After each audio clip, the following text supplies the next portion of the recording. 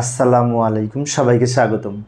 ICT বিষয়ের HTML সংক্রান্ত এই যে টেস্ট পরীক্ষায় জয়পুরহাট ক্যাডেট কলেজে যে প্রশ্নটি এসেছিল, জয়পুরহাট গার্লস ক্যাডেট কলেজে সৃজনশীল প্রশ্ন, ওই প্রশ্নটির সঠিক সমাধানের জন্য তোমাদের সাথে আছি আমি মোহাম্মদ সিরাজুল ইসলাম, বরিশাল সরকারি model school and college Barishal.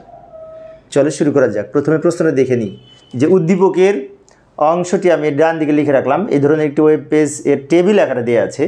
তো এই তথ্যটি প্রদর্শনের জন্য আমরা কোড লিখবো এইচটিএমএল কীভাবে, তাই না? এখানে মোবাইল আর ল্যাপটপ, আবার এখানে দুইটা সেল আছে, এখানে আবার দুইটা সেল একসাথে মিলে একটা করেছে, মার্জ করেছে। তো যাই হোক, আমরা শুরু করি। তো আমি শুরুতেই এই যে বাম দিকে ডক টাইপ এইচটিএমএল লিখবো। ডক টাইপ এইচটিএমএল দ্বারা ডকুমেন্ট টাইপ এইচটিএমএল বোঝায় এবং এটি দ্বারা HTML5 ভার্সন নির্দেশ করে।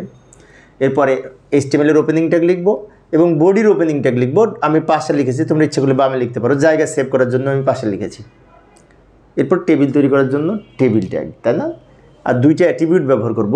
টেবিল ট্যাগ বর্ডার অ্যাট্রিবিউটের ভ্যালু হবে 1, এই দাগগুলি দেওয়ার জন্য এবং দাগগুলি সলিড আকারে দেওয়ার জন্য, এইভাবে দেওয়ার জন্য সেল স্পেসিং 0 দিয়েছি। সেল স্পেসিং 0 ব্যবহার না করলে আমাদের এই দুই সেলের মাঝখানে একটি স্পেস থেকে যাবে, ডাবল দাগ মনে হবে। তাই আমরা সেল স্পেসিং 0 করে দিয়েছি, ফলে এই ধরনের আমরা টেবিল পাবো। এবার মোবাইল এবং ল্যাপটপ এই দুটো কিন্তু হেডিং আকারে লেখা যায়। তাই আমরা প্রথমে এই রোটা তৈরি করার জন্য TR ট্যাগ ব্যবহার করব এবং মোবাইলের দুই পাশে লিখব TH, ল্যাপটপের দুই পাশে লিখব TH, TR ক্লোজ। ভালো করে লক্ষ্য করি, TH এর দুইটা প্রধান বৈশিষ্ট্য আছে। একটা বৈশিষ্ট্য হচ্ছে TH এর মধ্যে যেটি লিখব সেটি বাই ডিফল্ট লেখাটা বোল্ড হবে এবং আরেকটা বৈশিষ্ট্য হচ্ছে লেখাটা মাঝখানে থাকবে, কারণ TH এর বাই ডিফল্ট আউটপুট হচ্ছে সেন্টার অ্যালাইন, মাঝখানে থাকবে লেখাটা। অনেক কিছু ক্ষেত্রে দেখেছি, আমি যখন পরীক্ষার খাতা দেখি, শিক্ষার্থীরা দেখি TH এর মাঝখানে আবার লেখা অ্যালাইন সমান সেন্টার। না, TH এর মাঝখানে অ্যালাইন সমান সেন্টার লেখার দরকার নেই, কারণ TH এমনিতেই লেখা মাঝখানে নিয়ে যায়। আচ্ছা, তো দুইটা সেল ছিল, আমরা দুইবার TH ব্যবহার করেছি। এরপরে এই রোটা তৈরির জন্য আমরা আবার TR ওপেন করব এবং এই TR এর মধ্যে, এই রো এর মধ্যে দুইটা সেল আছে, এই একটা সেল, এই একটা সেল, এবং এই সেলের মধ্যে তথ্য লিস্ট আকারে প্রদর্শন করেছে। এখানে ডাবল লিস্ট আছে। এই একটা লিস্ট আইফোন, যার একটি মাত্র আইটেম। এর মধ্যে আর একটা লিস্ট যার দুইটা আইটেম। আচ্ছা, আবার এইখানে এই বিশেষ করে দুইটা ছবি প্রদর্শন করেছে। এখানে লিস্ট না, বিআর ব্যবহার করলে ছবিটা নিচে নেমে যাবে, সমস্যা নেই। তো আমরা যাই, পরেরটুকু লিখি। এই সেলটা তৈরির জন্য TD ব্যবহার করব। TD দ্বারা এই এরকম ঘর তৈরি হবে। আচ্ছা, TD দ্বারা টেবিল ডেটা বোঝায়, TR দ্বারা টেবিল রো বোঝায়, TH দ্বারা টেবিল হেডিং বোঝায়, এগুলো তো আমরা জানি। এবার এই লিস্ট এর জন্য OL ট্যাগ ব্যবহার করব এবং এর মধ্যে আইফোনের দুই পাশে আমরা এই লিখব LI ওপেন, LI ক্লোজ। এই যে LI ওপেন, LI ক্লোজটা নিচে দিব, সমস্যা নেই। এবং আইফোনটা কিন্তু বোল্ড আকারে লেখা, তাই দুই দিকে B ট্যাগ ব্যবহার করেছি, B ওপেন B ক্লোজ, লেখাটা বোল্ড আকারে, সেই জন্য। এবং আর একটা বিষয়, আইফোনের অধীনে দুইটা নাম আছে, রোমান সংখ্যায় 1 2, তাহলে এটা আবার আর একটা লিস্ট। তাই আরেকবার OL টাইপ সমান রোমান 1 দিয়েছি। এখন অনেক শিক্ষার্থীর মনে হতে পারে এইখানে OL লিখলাম, টাইপ লিখলাম না কেন? কারণ OL এর টাইপ নির্দেশ করে না দিলে, অ্যাট্রিবিউট ব্যবহার না করলে OL এর বাই ডিফল্ট আউটপুট কিন্তু 1 দিয়ে শুরু হবে। যেহেতু 1 আছে, তাই আমরা এখানে OL এর মধ্যে কোনো অ্যাট্রিবিউট ব্যবহার করি নাই, বাট এইখানে OL টাইপ সমান 1 দিয়েছি, কারণ আমাদের এই অর্ডার লিস্টটা আছে রোমান সংখ্যায়, সেজন্য। পরবর্তীতে এই OL এর দুইটা আইটেম, আইফোন 16 Pro Max এর দুই পাশে লিখবে LI, আইফোন 15 Pro Max এর দুই পাশে লিখব LI এবং OL ওপেন OL ক্লোজ, ফলে এই লিস্টটা তৈরি হলো। OL ওপেন, এর নিচে আবার OL ক্লোজ দিব। এখন অনেক শিক্ষার্থীর মনে হতে পারে যে এইখানে এই যে আরেকটা আছে, তাহলে আমরা এটা লেখার পরে OL ক্লোজ দিতাম না, আমাদের ওইটা ওখানে শেষ করতে হবে, কারণ ওইটা সব ঘরই আলাদা। এবার এই সেলের সাথে এই সেল তৈরি হবে একই TR এর মধ্যে। ওই সেলটা তৈরির জন্য আমরা ওই ছবি যুক্ত করব। ছবি হচ্ছে HP logo .jpg, ছবি দিতে পারি, .jpg দিতে হবে এক্সটেনশন হিসেবে। ডেল logo .jpg আমরা দিব। যাই পরের পেজে যাই, এখানে জায়গা নেই। এই যে এখানে আবার এই দুটো রো যেহেতু একসাথে মার্জ করেছে তাই টিডি রো স্প্যান সমান 2 লিখলাম, কারণ রো স্প্যান দ্বারা রো মার্জ করে, তাই না? দুইটা রো যেহেতু মার্জ করেছে তার রো স্প্যান সমান 2 অ্যাট্রিবিউট ব্যবহার করেছি। এখানে রো স্প্যান হচ্ছে অ্যাট্রিবিউট যার ভ্যালু দিয়েছি 2। এবার ছবি যুক্ত করার জন্য কি মনে আছে কোন ট্যাগ? IMG SRC সমান ছবির লিঙ্ক, তাই না? এই যে আমি দ্রুত লিখে দিলাম সময় সেভ করার জন্য।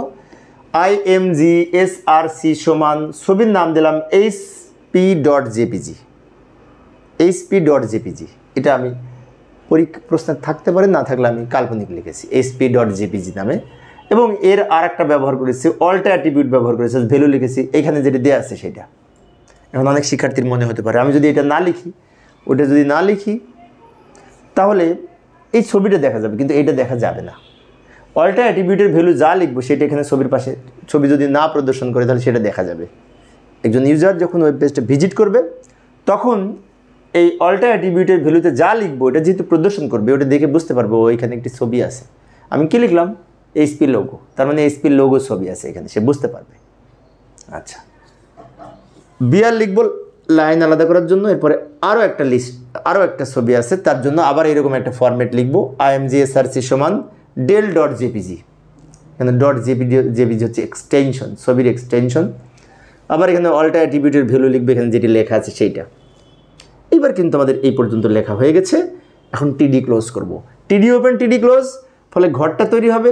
ঘরটাকে দুইটা রো মার্জ করার জন্য রো স্প্যান অ্যাট্রিবিউট ব্যবহার করেছি, ছবি যুক্ত করার জন্য দুইবার IMG ব্যবহার করেছি। ওকে, এই পর্যন্ত লেখা হয়ে গেছে। এটুকু বাকি আছে, ওটার জন্য ওইটা কিন্তু আলাদা রো, তাহলে ওই রোটা এখানে ক্লোজ হয়ে গেছে। এটা কিন্তু আলাদা রো, একটি মাত্র cell, TR open TR close, TD open TD close, মাঝখানে আবার লিস্ট হবে, অর্ডার লিস্ট এবং আনঅর্ডার লিস্ট। সরি, দুইটা অর্ডার লিস্ট, দুইটাই অর্ডার লিস্ট। ভালো করে লক্ষ্য করি, যাই টিআর ওপেন, টিডি ওপেন করব, আবার নিচে টিডি ক্লোজ করব। এবার এইখানে যে অর্ডার লিস্টটা হবে 2 দ্বারা শুরু হবে এবং একটি মাত্র আইটেম স্যামসাং। স্যামসাং লেখাটা আবার বোল্ড, তাই দুই পাশে আবার লিস্টের মধ্যে বি ট্যাগ ব্যবহার করব, বি অথবা স্ট্রং ট্যাগ। তো আমরা এখানে বি ট্যাগ ব্যবহার করব বোল্ড করার জন্য। তাহলে এটা লিস্ট তৈরি করার জন্য OL লিখব, কিন্তু একটা কথা আছে, যেহেতু 2 দিয়ে শুরু তাই আমরা লিখব OL স্টার্ট সমান 2, স্টার্ট সমান 2। এই যে OL স্টার্ট সমান 2 দিলে 2 থেকে শুরু হবে এবং এখানে এই OL একটি মাত্র আইটেম, দ্যাট ইজ স্যামসাং। তাই স্যামসাংয়ের দুই পাশে LI লিখব, LIটা পরেও লিখতে, ক্লোজটা পরেও করতে পারি, সমস্যা নেই। LI লিখব এবং স্যামসাংয়ের LI এর মধ্যে আবার বি ট্যাগ ব্যবহার করব। এই যে আমি দেখাই দিচ্ছি, লক্ষ্য করি, একটু দ্রুত লিখলাম সময় সেভ করার জন্য। LI ওপেন LI ক্লোজ, মাঝখানে স্যামসাং লিখেছি, তাই তো? কিন্তু স্যামসাং লেখাটা বোল্ড করার জন্য বি ট্যাগ ব্যবহার করেছি, কারণ LI এর বাই ডিফল্ট লেখাটা বোল্ড হবে না, হালকা লেখা হবে। তাই সেটাকে বোল্ড করতে হলে LI এর মধ্যে আবার আমরা বি ট্যাগ ব্যবহার করেছি। বি ট্যাগ মানে বোল্ড করার জন্য নির্ধারিত ট্যাগ, তাই না? বি ট্যাগের বিকল্প আর একটা ট্যাগ আছে কিন্তু, স্ট্রং ট্যাগ, এটা তো আমরা জানি। ওকে, এই পর্যন্ত লেখা হয়েছে। এখন এইটার নিচে আর একটা লিস্ট, এটাও কিন্তু অর্ডার লিস্ট, বাট এটা টাইপ সমান রোমান সংখ্যা ছোট হাতের I লিখব। লক্ষ্য করি, এই যে অর্ডার লিস্ট টাইপ সমান I ব্যবহার করেছি। টাইপ সমান কেন I দিলাম? এই যে এই লিস্ট আইটেমগুলো আমাদের রোমান সংখ্যায় দেয়া। আচ্ছা, S24 আলট্রা, এটার দুই পাশে LI লিখব, আবার এটার দুই পাশে LI লিখব, শেষে OL ক্লোজ করব। OL ওপেন OL ক্লোজ, এই লিস্টটা তৈরি হবে, দুইটা আইটেম, তাই দুইবার LI লিখেছি। আচ্ছা, এবার আমরা কি করব? ক্লোজ করব। কি ক্লোজ করব? টিডি ওপেন করেছিলাম, টিডি ক্লোজ করব। এই OL ওপেন করেছিলাম, OL ক্লোজ করব। এই OL ওপেন OL ক্লোজ, এই OL এর মধ্যে এইটা এবং এইটা দোনোটাই, তাই টোটাল OL এর মধ্যে টোটালটা রেখেছি। এই OL এর মধ্যে প্রথমে এইটার আন্ডারে আবার আরেকটা, তাই শেষে আমরা OL ক্লোজ করেছি। আমাদের ট্যাগ লেখা শেষ। টিডি ওপেন ছিল, টিডি ক্লোজ করব। টিআর ওপেন ছিল, টিআর ক্লোজ করব। উপরে টেবিল ওপেন ছিল, টেবিল ক্লোজ করব। বডি ওপেন ছিল, বডি ক্লোজ করব। HTML ওপেন ছিল, HTML ক্লোজ করব। আমি সবগুলো একসাথে দেখাই না, তোমরা নিচে নিচে দেখাবে। জায়গা সেভ করার জন্য আমি পাশাপাশি দেখিয়েছি। Table close, body close, HTML close. তো প্রিয় শিক্ষার্থী বন্ধুরা, এই ছিল আজকের আলোচনা। পরের ক্লাসটি দেখার আমন্ত্রণ রইল। খোদা হাফেজ।